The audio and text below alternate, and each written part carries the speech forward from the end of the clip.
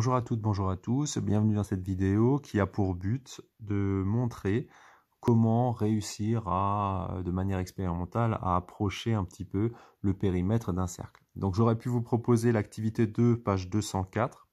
Cette activité 2 ici, elle consiste à prendre un cercle de diamètre 4, donc par exemple je vous l'ai fait ici, et de faire rouler ce cercle le long de la règle. Donc on prend la règle ici pour essayer de voir à peu près quelle est la longueur totale autour du cercle. Et une fois qu'on a fait ça, naturellement, on peut essayer de voir s'il y a une relation entre la longueur du diamètre et le tour. Alors cette activité-là, elle est sympathique, mais moi, ce qui me dérange un petit peu, c'est que quand on roule le long du cercle, en fait, c'est un peu délicat. Pourquoi? Parce que ce cercle-là, il peut un petit peu bouger. Donc ce que je vous propose dans l'activité 1, c'est de faire la même chose ici, c'est d'essayer d'avoir des objets circulaires. Donc là, par exemple, on a le cercle, mais moi, j'ai d'autres objets circulaires. Par exemple, j'ai ici un raccord PVC. Donc on peut voir ce raccord là, c'est simplement un manchon de diamètre 32. Et donc on va essayer de voir quelle est la longueur du tour du cercle. On va mesurer le diamètre et on va essayer de voir s'il y a une relation entre le tour et le diamètre. Deuxième objet que j'ai ici qui est circulaire, par exemple, moi c'est le rouleau de scotch. Donc je vais mesurer le diamètre, je vais mesurer la longueur du tour. Troisième objet, j'ai ici une boîte.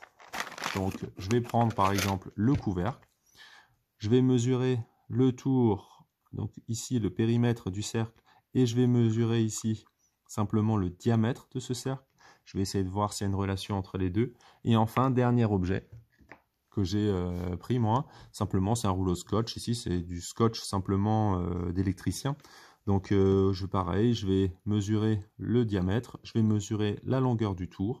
Et pour être un peu plus précis, qu'est-ce que je vais faire? Moi simplement, je vais le mesurer grâce à ma ficelle. Donc ma ficelle, je vais la positionner comme ça. Évidemment, je choisis une ficelle non extensible. Donc évitez peut-être, je sais pas moi, un élastique, parce que sinon ça ne marchera pas. Je vais placer ici le fil ici, et quand j'ai repéré la longueur, je peux donc dérouler cette ficelle et mesurer simplement la ficelle. Donc ici, grâce à la longueur de la ficelle, je peux donner le périmètre. Ici, dans Objet, je vais mettre simplement par exemple rouleau de scotch. Diamètre du fond, je vais simplement prendre ici le diamètre en mesurant. Et ensuite, je vais simplement diviser le périmètre par le diamètre et je vais essayer de voir quelle est la valeur que j'obtiens. Donc maintenant, je vous laisse vous trouver peut-être 4 objets chez vous, circulaires, qui vous permettent facilement, simplement, de mesurer la longueur du tour, donc le périmètre, le diamètre, et diviser le périmètre par le diamètre, pour voir s'il y a une relation entre les deux. Donc vous pouvez prendre un bouchon de bouteille, vous pouvez prendre un verre, vous pouvez prendre ce que vous voulez. La seule chose qui est vraiment importante, c'est que ce soit parfaitement circulaire, donc parfaitement rond.